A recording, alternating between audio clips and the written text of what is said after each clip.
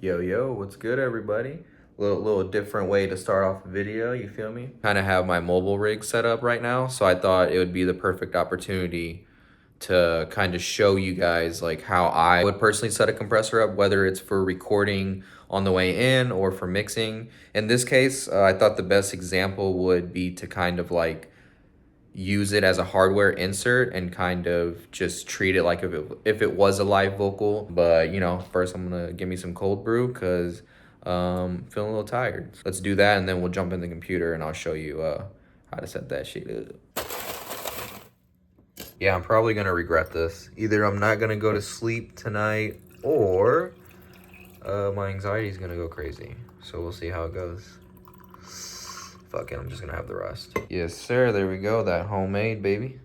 Okay, cool. So we're in Pro Tools now. The easiest way for me to reproduce this and try to give you like the best example possible is I have this vocal, it's dry. I muted all the reverbs, delays, taken off all the plugins down the chain. It's just the dry vocal. I'll also link the song below. It's been out for about a couple months. I mixed it a few months ago. But essentially you can see right here that I renamed this hardware insert to ISA 1176. But essentially the way I have it set up, because like I said, this was because the purpose of this is to be a mobile rig. I'm using the 1176 as a hardware insert on the Focusrite. So essentially I just have a bypass. That's the best way to look at it and the easiest way to explain it. So I can pop in and out the 1176 while I'm recording in real time, which I'll show you in a second. Because I know that this vocal is recorded just through an interface, the Apollo to be exact, I know that there, essentially wasn't any coloration whatsoever. So here's the vocal, no preamp, no 1176, just dry. I wanted something that you couldn't give. It's so typically me. I just couldn't resist. So close I could taste it. Craving a little harder heartbreak. So just try to imagine that the artist is ready to record. This is their demo, or this was them just singing out loud, basically. That's the way I'm going to think about this as I'm doing this. So now we got them set up in the booth.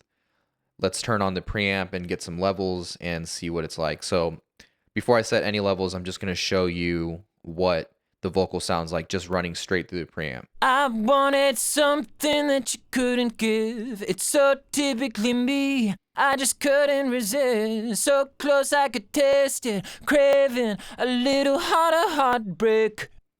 Cool. So that was the vocal going through the ISA preamp. And like I said, I will turn on my camera in a second. Let me just bypass the preamp halfway through just so you can hear the difference. I wanted something that you couldn't give. It's so typically me. I just couldn't resist. So close I could taste it. Craving a little harder heartbreak. So yeah, hopefully, that level jump is obvious. Obviously there's a little bit of level, but you can, if you listen really closely, there is just a little bit of harmonics that's being added naturally because this is an outboard preamp. And, there's transformers and stuff in this box, which is definitely adding to it. Let me turn my camera on now. All right, so this is as big as I could get it because I still want Pro Tools to be seen in it. But, I'm just holding my phone, basically. Got my phone set up with it. All right, here we go.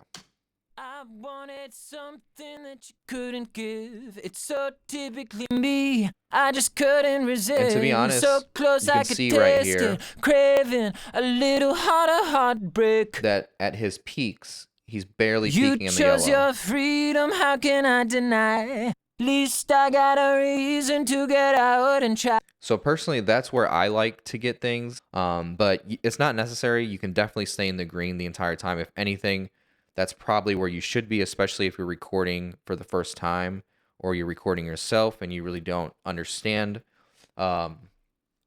signal flow and the way these things work, especially outboard gear. Let's just assume that this is where I would set, not to say all these preamps are going to be different and stuff, so your results may vary. But as far as like level and stuff goes, I'm just trying to, at the most, if I need to peak or if I do peak, I just want to be in the yellow and that's about it. Because it really, honestly, it's more about just fighting your room too, because if you're in a more noisy room or a more quieter room or whatever the case, you might have a little bit more leeway and headroom with the amount of gain that you're getting or if you are trying to fight background noise and stuff, you might need to record a little bit quieter and get closer on the mic, whatever the case is. Like I said, results may vary, but assuming that you are in a good treated room or you're just in a room that you trust and you understand, that's probably where I would try to stay as far as levels go. I wanted something that you couldn't give. It's so typically me. I just couldn't resist. And just another so thing to show you close. too, you can see that the metering is different in Pro Tools than it is on the actual preamp itself. Obviously, there's ways to adjust that, but not every studio is going to do that, and not every person is going to know how to do that or take the time to do it. So really, another good thing is to also rely on metering. I would personally just rely on whatever is happening in your DAW, just because that's going to be where you're doing most of your work and stuff, and it's probably where you spend most of your time. So I wouldn't really try to rely on either the meters on the front of the interface or on the actual preamp itself. I would just stick to the DAW because those are probably the things that you see all the time. So if I were to want to pop in the filter right here, I'll show you how I would do it.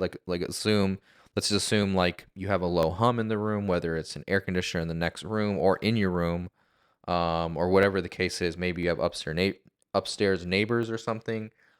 This is probably where I would set the filter, and I'll show you. And I'll show you when it's too much and when it's not enough. There's a lot of people that will argue whether you should set a pad or a filter on the microphone versus the preamp. I personally don't care. I've never had to argue with an artist or producer on where to set it. So that's just my opinion.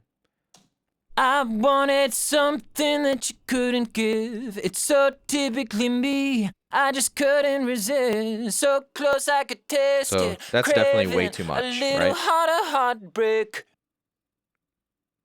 You chose your freedom, how can I deny? Least I got a reason to get out and try. No time to be wasting, chasing a little harder heartbreak.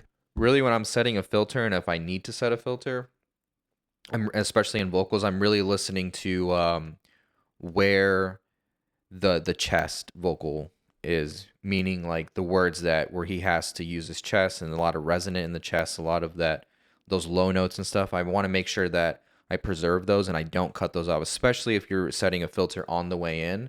You definitely don't want to get rid of that before you even have time to mix, because you're essentially just cutting out a lot of character.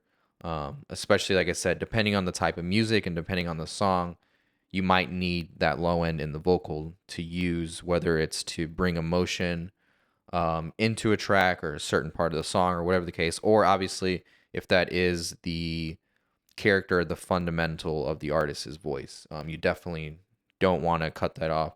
So, use a filter if you need to. If you don't know what you're doing, you don't feel comfortable with, I would say keep it in the box. But if you can do it on the way in, some filters, in my opinion, especially hardware, sound a lot nicer than plugins do, especially when it comes to phasing and stuff.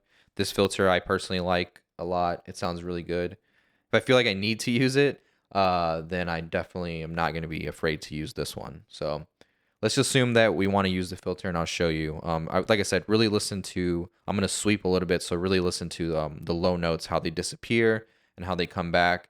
And really, it's kind of up to you and your ear and your experience on where you want to finalize, setting that filter.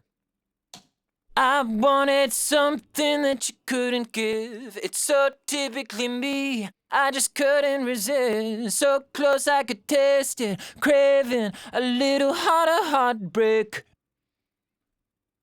You chose your freedom, how can I deny? Least I got a reason to get out and try. No time to be wasting, chasing a little harder heartbreak. So you can see at the very last second, I kind of backed off. I kind of popped it in and out. I'm not sure exactly where these numbers, I mean, obviously you can see, there's a very wide range, but it's not really detailed in between from, 34 to 210. You can kind of just assume, and I'm sure in the manual it has it. But, I'm kind of just going by ear. I felt like straight up in the middle. Personally, I would probably use that for my actual vocal mic to record these videos, just because my apartment's a little noisy. But for this, I felt like this around this area was cutting off enough low end, but not removing, you know, those fundamentals or the very important part of his vocal when he gets low. So yeah, that's probably where I would set it. So now let's set the compressor. So let's do that. So like I said, boom, we got our preamp set. Let's you know, tell the artist like, hey, can you do your verse or the chorus again? Maybe the chorus in this song would work better just because he hits the chorus pretty hard. So like I said, depending on the music, you definitely want to try to figure out if you can what the loudest part of the song is going to be. It's different for rap. Let's you know, assume we just ask the artist right now to let's just do the whole song. And you know, just let them like, hey, this is a good time for you to practice, whatever the case is. Let's do that. So I'm gonna start right over here on the input, and then let's do this first actually. So I'm gonna hit play and then pop it in, and then I'm gonna set the compressor quickly, and then I'll explain what I did. I wanted something that you couldn't give. It's so typically me. I just couldn't resist. So close I could taste it. Craving a little harder heartbreak. You chose your freedom, how can I deny? Least I got a reason to get out and try. No time to be wasting, chasing a little harder heartbreak. I wanted something that you couldn't give. It's so typically me. I just couldn't resist. So close I could taste it. Craving a little harder heartbreak. You chose your freedom, how can I deny? Least I got a reason to get out and try. No time to be wasting, chasing a little harder heartbreak. I wanted something that you couldn't give. It's so typically me. I just couldn't resist. So close I could taste it. Craving a little harder heartbreak. So if you're paying attention, you can definitely hear that it's adding some sort of like weight to the vocals, in my opinion. It's definitely rolling off some of that top end, some of that sizzle. Naturally, that's usually what compressors do anyway, but especially when it comes to hardware compressors, in my opinion, it's a lot more, they do that a lot more than a plugin will do. A really good plugin, a really good emulation of a piece of outboard gear will do that really good, and that's when I personally know that, or I think that a plugin compressor is really good, is when it can do that. But like I said, you can really hear the difference with the vocal. A lot more weight, a lot more top end that gets rolled off, but in a really nice way. And you know, I was just like popping in the compressor in and out just to make sure I wasn't over compressing. Like I said, I personally like to compress a little bit harder. You know, I'm trying to record a video too at the same time, so you know, this probably wouldn't be like exactly the setting or whatever, but you know, it's in the ballpark. And I'll show you what I pretty much did. So basically what I do personally, and like I said, all compressors are different. You might not even have these settings. You might have more settings than I do. You know, just depends on the compressor you got, pretty much. So pretty much what I do is I wanted something that you couldn't I try to give. just match It's so typically me. the signal I just couldn't that was coming out of the resist. preamp. So close I could taste it. So- Craving a little harder heartbreak. So you can hear obviously way more compression now. 'Cause we're You driving the chose your compressor a little bit more, freedom, how right? can I deny? Least I got Sounds a cool, reason but to it's a get little too out compressed, and especially if try. we're No assuming that we're time to recording be this on the way in. wasting, chasing a little harder heartbreak. I wanted something that you couldn't give. It's so typically me. I just couldn't So resist. just by ear, so close and I could wasn't even looking taste at it. numbers, that already sounds better to me. Just by ear, I can hear that there's less compression going on, but it's enough compression where it's really clamping onto that vocal. And I'll show you what I mean. I wanted something that you couldn't give. It's so typically me. I just couldn't resist. So close I could taste it. Craving a little harder heartbreak. And you can see that our meters are still, you know, kind of peaking in the yellow every now and then, which is good, which is what we want. You this I haven't adjusted you can see that, the metering is a little bit off right now, but like I said, if you understand your gear, you know that it doesn't matter really, because like I said, I'm not really looking for numbers. I'm kind of just listening. So I'm not really going off of like, oh my God, how much, if am I doing more than 3 dB? Am I doing three? Like there's really no set number. And I feel like that's the wrong way, especially when it comes to compression. It's more about like when you can hear compression. And compression takes a long time for you to hear it. You might not hear it for the first year, or whatever, first couple years of your career. Like it just might be it's just more about the more that you're in the studio, the more that you're recording, you're gonna figure out what it sounds like, and it's gonna come a lot quicker to you. So then really I didn't touch the output, especially with the 1176. There's a set threshold with this unit. You just kind of have an input and output. It's just how much signal you're driving into the compressor with this, which is why I like recording with this sometimes, or like an LA2A. I don't want to mess with the threshold or anything if I don't have to. I like less is more, and it's a lot quicker, especially with these things, and it sounds good. And then yeah, like I said, there's definitely more weight being added. Even with me driving less compression with this, there's definitely way more weight, or there's still weight being added. And obviously, I think, obviously that's probably because, it's compressing the whole thing. It's probably grabbing onto the low end of his vocal a little bit. So, naturally that's gonna, you know, you're gonna get the perceived sound that there's a little bit more weight, but it's probably just because that low end in his vocals coming up a little bit more because of the compression. And then as far as setting the attack and release, the attack I have set a little bit slow just because I don't want it to grab onto that vocal. Especially maybe for rap. I definitely wouldn't have it fast because I don't want it to grab every single transient. I kind of want it it's essentially the way I'm thinking about it is just leaving the compressor wide open. Or if you think about a door, you're just kind of leaving the door open instead of just opening and closing it really fast. And then the release, kind of the same thing. I kind of have it wide open right now. Usually I probably have the release like here.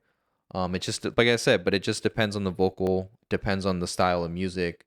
That's why I don't think that you should just, if you see something on Instagram or TikTok or whatever, where it's like set these settings for a vocal, and it's like, sure, that probably worked for you, but 90% of the time, it's probably not going to work for anybody else. So really, it's just like more about listening with your ear. But yeah, I mean, that's pretty much what I would do if I were to set a compressor. I wanted something that you couldn't give. It's so typically. Oh, and another thing that I forgot to mention is my ratio.